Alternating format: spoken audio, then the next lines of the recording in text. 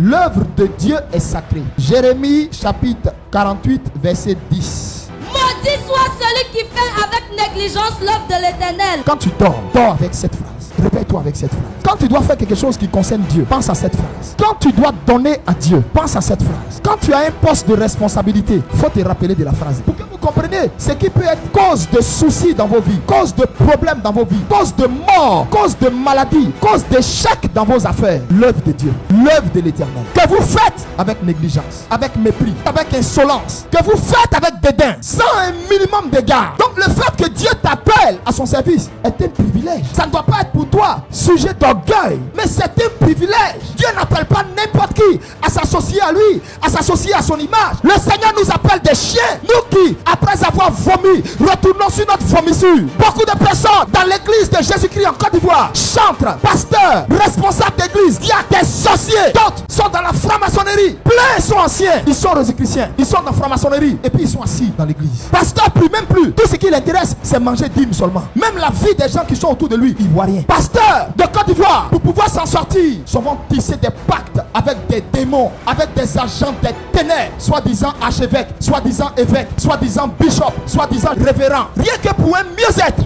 ils vont tisser des pactes avec des sirènes. Ils font souffrir leurs pauvres femmes. On a une église malade, l'œuvre de Dieu en Côte d'Ivoire malade, parce que nous avons des bergers qui font l'œuvre de Dieu avec mépris, avec négligence. Et vous prenez l'argent des fidèles pour aller vous asseoir dans des bars. Vous vendez des huiles d'onction dans lesquelles il n'y a aucune puissance, même délivrance des gens. Vous prenez l'argent. Qui d'âme, vous vendez la feuille. Priez pour les malades. Ils viennent déjà malades. Vous les dépouillez encore. Des vautours qui ne pensent qu'à leur ventre. Il est temps que la vérité soit annoncée. Je parle avec le cœur de Dieu. Les fondements ont été renversés. Et au jour d'aujourd'hui, dans l'église, les gens s'en foutent du salut. Il n'y a plus la crainte de Dieu dans nos églises. Les gens n'ont plus peur de l'œuvre de Dieu parce qu'ils font de l'œuvre de Dieu aujourd'hui un business. Des pasteurs qui n'ont aucun amour des âmes, mais qui aiment ce que les âmes ont dans la poche. Des femmes encore artificielles. Tu n'as jamais vu leur ongle naturel parce qu'il n'y a que des faux ongles durcissants à des kilomètres. Les artifices de Jézabel à qui on confie un poste de responsabilité et puis leur bon nom sort même pas là-bas. Au lieu de chercher Dieu, vous courez derrière vos mieux-être, vous courez derrière votre business. Tu ne veux pas faire quelque chose pour Dieu, dégage. Vous êtes à des postes de responsabilité et puis vous ne voulez rien faire. Et vous trouvez que les autres veulent être plus zélés pour avoir les regards des papas, l'amitié des papas. Donc c'est toi qui fous rien là qu'on doit aimer. C'est toi qui boude, qui murmure qu'on doit aimer. Pour son œuvre, Dieu a tué des gens. Prenez l'histoire de Élie, le sacrificateur, et de ses deux fils, Ophné et Phiné. Dieu a horreur qu'on joue avec son œuvre. Joue avec tout, ma fille. Joue avec tout, mon fils.